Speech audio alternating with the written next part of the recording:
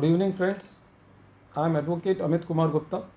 अपने income tax के cases की सीरीज़ में आज जो मैं केस आप लोगों के सामने डिस्कस करने जा रहा हूँ, उस केस का नाम है Rajesh Gupta HUF versus ITO ward 31-4।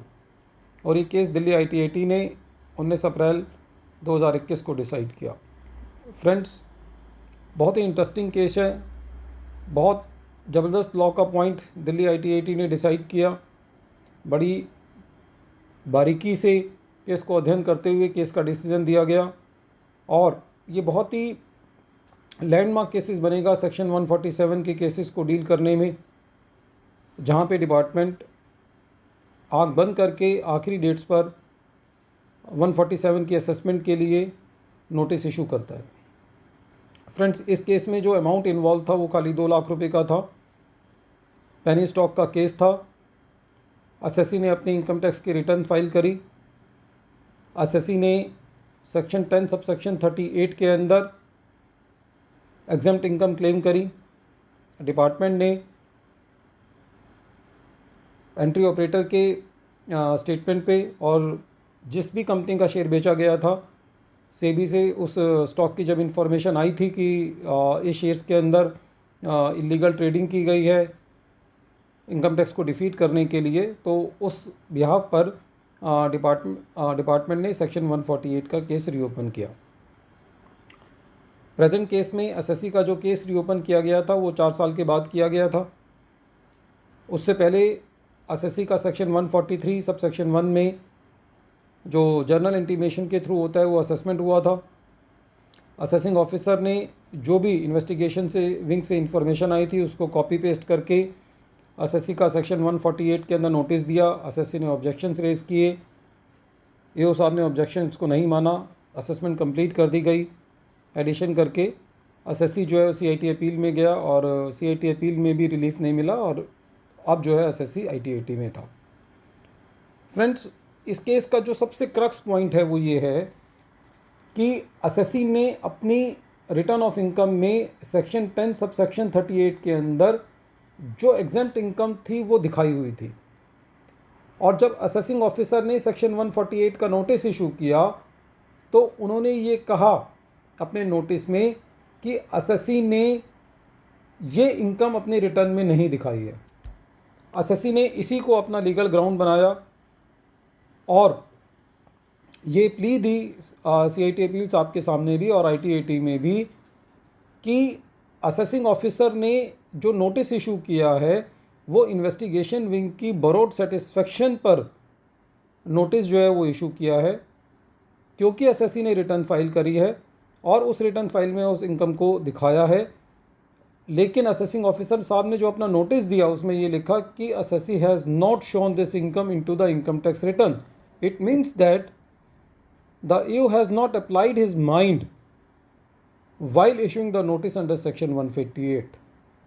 तो 148 की जो जुरिस्डिक्शनल रिक्वायरमेंट होती है कि असेसिंग ऑफिसर को बरोड सेटिस्फेक्शन पे काम नहीं करना होता और अपना खुद का माइंड अप्लाई करना होता है, रीजंस रिकॉर्ड करने होते हैं। जब एसएससी ने अपनी इनकम रिटर्न में दिखाई है और AO अपने नोटिस में ये लिखता है कि एसएससी ने ये इनकम जो है अपने रिटर्न में नहीं दिखाई, तो ये इस बात का मूलभूत सबूत है कि असेसिंग ऑफिसर ने अपने विवेक का इस्तेमाल नहीं किया नोटिस को इशू करने में। और ITAT ने इसी बात पर सेक्शन 148 के नोटिस को क्वैश कर दिया और ये कहा कि क्योंकि इस नोटिस को इशू करने में ही जुरिस्डिक्शनल रिक्वायरमेंट को पूरा नहीं किया गया तो इस मैटर को मेरिट्स पे सुनने की ज़रूरत ही नहीं है और इस केस में ये जो सेक्शन 148 का नोटिस था वही बैड इन लॉ था। फ्रेंड्स, केस बहुत छोटा सा है, खाली 2 लाख रुपए का अमाउंट इन्वॉल्व था। लेकिन इस केस से जो सीखने को मिलता है वो ये सीखने को मिलता है एसएससी अपनी लड़ाई इस वजह से जीत गया क्योंकि एसएससी ने अपनी कंप्यूटेशन ऑफ इनकम में सेक्शन 10 सब सेक्शन 38 की इनकम को दिखाया था। जनरली जब भी डिपार्टमेंट सेक्शन 148 का नोटिस इशू करता है तो वो ब्लाइंडली अपने नोटिस में ये लिखते हैं कि the assessee has not shown this income into his return of income. तो इस वजह से एसएससी अपनी लड़ाई जीत पाया और ये कन्वे कर पाया कि the assessee assessing officer has not appreciated the facts in the true sense and has not applied his mind, and just the principal CIT has also given its approval in a mechanical way, because during the assessment the assessee has also asked the copy of the approval of the principal CIT, but the department didn't provide it. तो ITAT ने ये भी कहा कि principal CIT ने भी अपना जो अप्रूवल दिया है वो मैकेनिकल वे में दिया है। असेसी की लड़ाई खाली 2 लाख रुपए की एडिशन को लेके थी, लेकिन दिल्ली ITAT का ये बहुत ही महत्वपूर्ण डिसीजन है जहाँ पे एसएससी ने अपनी रिटर्न्स ठीक से फाइल की है और डिपार्टमेंट ब्लाइंडली अपने नोटिस में ये लिखता है कि एसएससी ने अपनी रिटर्न ऑफ इनकम में वो इनकम नहीं दिखाई, तो ये केस जो है वो एक मील का पत्थर साबित होता है उन केसेस को जीतने के लिए। यहाँ पे एसएससी खाली इस वजह से अपने केस को निकाल पाया क्योंकि एसएससी ने सेक्शन 10 सब सेक्शन 38 के अंदर अपनी इनकम को दिखाया था, और ईओ साहब ने जब सेक्शन 148 का नोटिस इशू किया तो उन्होंने कहा कि SSC has not shown this income into his return of income. So it is a clear cut indication that the EO has not applied his mind and has not appreciated the facts properly.